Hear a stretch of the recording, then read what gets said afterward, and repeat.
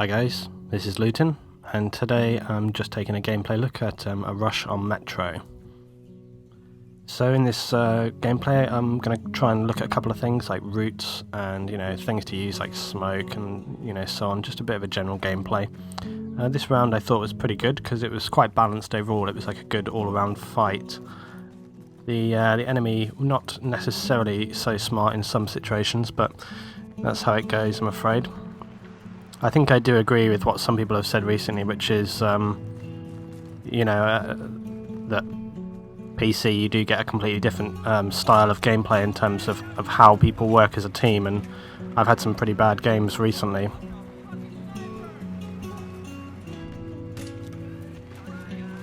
But I think that you just have to, take it as it comes. I happen to play on console, and, that's what you get, so... The first thing I'm doing here is just dropping a load of smoke, pushing up hard to the target. I tend to go for A as a priority on this first base, and the reason for that is that A is a lot more open. It's also slightly more difficult to get to because you have to... It's just like the positioning of it, the routes that you have to cross to get to it make it slightly more challenging. Whereas B, it's because of the way you come over that hill and stuff, you can get to it easier. Basically, it's a lot easier for the defenders to look at A. They've got several positions that they can get up on high and sort of aim down on it. And because B is kind of enclosed in that little, metal shed wall area, it has some extra kind of natural cover which you can use. Now we notice here that 3 of the enemy are actually using MAVs to try and get road kills and stuff at the start here, which is pretty much why they lose this base almost instantly, because they're so busy getting MAV road kills that, and you see right here this guy trying to come for me. He's just epically failing. These little MAVs are kind of good actually in terms of target practice, because you can try and sort of hit them, and I was talking to Level Cap yesterday about how the MAVs are a nightmare to try and... Or was it... I was talking to one of the guys anyway from DMB, and we were talking about MAVs and this kind of thing, and how they are, much more difficult to hit in console compared to PC because of the way the aiming works. I couldn't say for sure because I don't play on PC, but that's what they were saying to me anyway, so... I'm running with the G3 right here, and I've been experimenting with this and using it a little bit. It's not as good as it... I remember this. A frustrating fail from me there. But yeah, I remember the BC2, the G3, and the G3 in BC2 is a very, very powerful gun, as I said in my previous my previous video when I was talking about patch notes. And in Battlefield 3, it's pretty good still, but it doesn't have quite the same strength. And I'm really interested to see how the patch handles it out. So we'll see how that comes. So we took that base very quickly because the other team were just dicking around with MAVs. They weren't really trying to defend. But usually what happens when you then get past that first base into here, they suddenly start trying to lock everything down and cover all the exits. So moving quickly onto this next base is very, very important. Moving quickly in general on Rush is really important. You have to keep pushing very, very hard. You have to put the momentum onto the enemy. You just got to keep piling the pressure on them, basically. Because if you give them a chance to dig in, they will set up LMGs and all sorts of stuff, and you'll have a much more difficult time trying to get anywhere. So your 2 basic routes in are obviously the 2 main tunnels here. Again, there's no real priority in terms of which one to take. Literally, you have to just sort of see how heavily defended it is. And you see you'll have problems like this, and this is why often you see how I've got my 2 guys here. It's worth kind of staying a little bit behind and always checking behind yourself, because just like this, you'll get a guy come around the corner there. Also, interestingly, in my patch video, you notice how I was talking about the AEK and how they wanted to fix the fact that it's powerful at initial contact. I managed to hand it back on that guy there.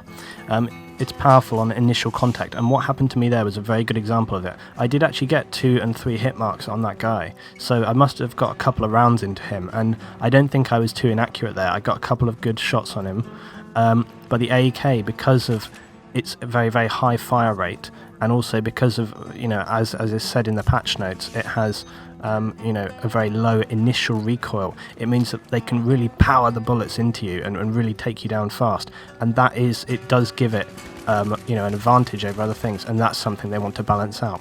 Now, I don't think it's going to make the AEK an unviable weapon. I think some people are scared that it's going to be, you know, unusable. I don't think that's the case. It just means that people are going to maybe have to compensate a little bit for those changes. So if you're an AEK user, I wouldn't worry about it. It just may be that in those kind of situations where you come around a corner and you face another one, well, let's just say maybe, you know, rather than say 7 out of 10 times, maybe it'll come more like 50-50 if you win it or not. But I think that's good, you know, balance it out, but we'll have to see how that turns out. So you can see right now that we've pushed up, and also notice that our guys, we didn't go immediately for the plant, and that's because I was shouting there's a claymore, so I just wanted to clear that off. The other thing as well, notice we didn't rush straight on to arm it, and that's because we were just kind of checking, making sure the area is secure. And then doing what I've said before as well is really important. Do not sit in the room, cover the outside, because the enemy are going to spawn down this corridor here.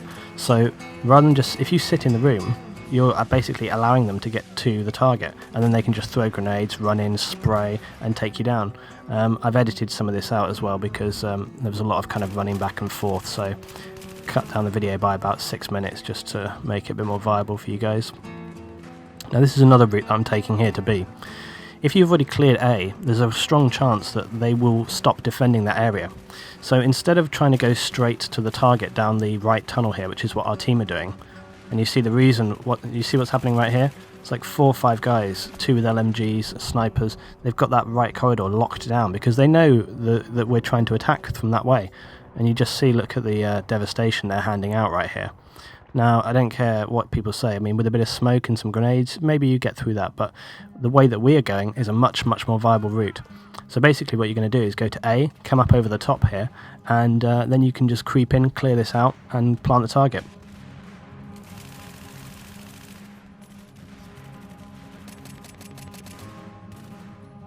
And this is a much better way to get to the B target than coming down that corridor.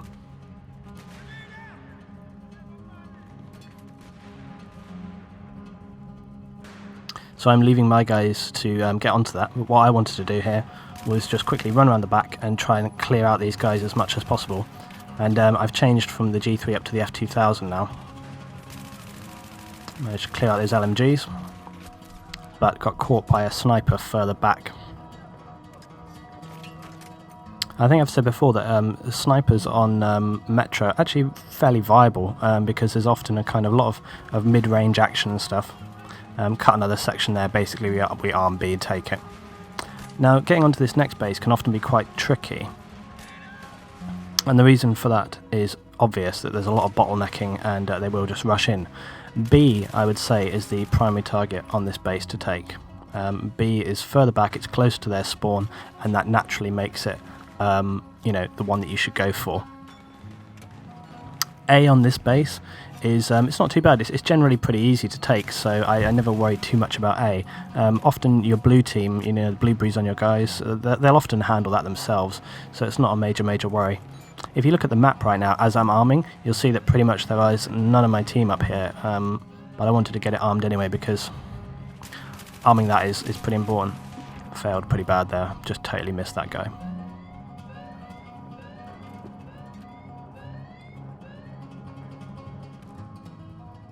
Also say on the second base, A again is generally the one I try to go for, but that base is pretty well balanced again, it's not too severe. If you get one, you can usually get the other, it's not too much of a choice to make there, just see how your team are playing and so on, you know. Another thing that's important to do is, there's no point necessarily, I did make a video the other day about soloing stuff, but that's not really necessarily going to be a viable choice for many games. Really you want to try and wait. See the frag rounds coming in there. You really want to wait for your team, and that's what I was doing there. I'd managed to get further forward, nearly to B, and when we were in the game there, I was just calling out to my guys saying, guys, spawn on me, and then you're telling them to come to you, and you're further into the map. It stops them spawning at the spawn or on someone else who isn't in such a good position. So communicating that is obviously going to be important. And then once they manage to spawn on me, we can secure that position, goes down, take B. Now what I wanted to point out here, look at the map. Look at the map right now. I stayed in this zone. Can you see the blue team, blue guys on our team? Now, right now, we all died, but none of them are moving forward. And the point is that there was about 5 or 6 blue members actually right next to the A target. Look at them. They're not moving forward. Yeah? There's one guy runs in and gets killed. But for a good 20-30 seconds, and you can see, look at my team right now. Our team have just moved in and pretty much cleared it out instantly. And the point is that those blue guys could have moved forward. It's very, very frustrating when you're in public games and people just do not move forward. If you are playing in a game, just push. It's really, really important. And often, if you do it, other people will see you do it and they will do the same, okay? Again, that's something else I've seen in other videos, is if you lead from example, other people will see what you're doing and they will follow you. So just being kind of cautious right now, because often once you take this base, people will fall back. Yeah, right here you see. People will fall back a little way and they'll try and kill you as you come out of the spawn. And it's important to not get caught by that, because often you can lose a good 15 and sometimes 20 tickets just leaving the spawn from people covering it. So trying to not get caught out by that is really, really important. And again, smoke can, you can help with that with smoke and stuff to cover your exit. So just rushing straight to B. B is always one you want to go for again, just because it's nearer the spawn. It's a general rule of thumb that I think anyone would agree, that basically you just want to take the target nearer to the spawn, because for obvious reasons. So just running in. Again, my teammates were shouting watch for claymores as I went to arm that, and that's, we've seen in the rest of this round that they were using claymores on a lot of the maps. So again, you want to look at like how things have played out in the other bases as you move forward. If they're using C4, if they're using claymores, very good chance that they're going to do that on the other bases. So keep in mind, remember, learn from the gameplay that you've had, and then carry it forward into each base. You've got to look at how the enemy are playing and then adapt to their tactics. So guys, that's just been my very, very quick overview of this one. I've got some more structured content coming up. I've got a lot of ideas. I've been keeping a little book of ideas that I take on my commute to work at the moment.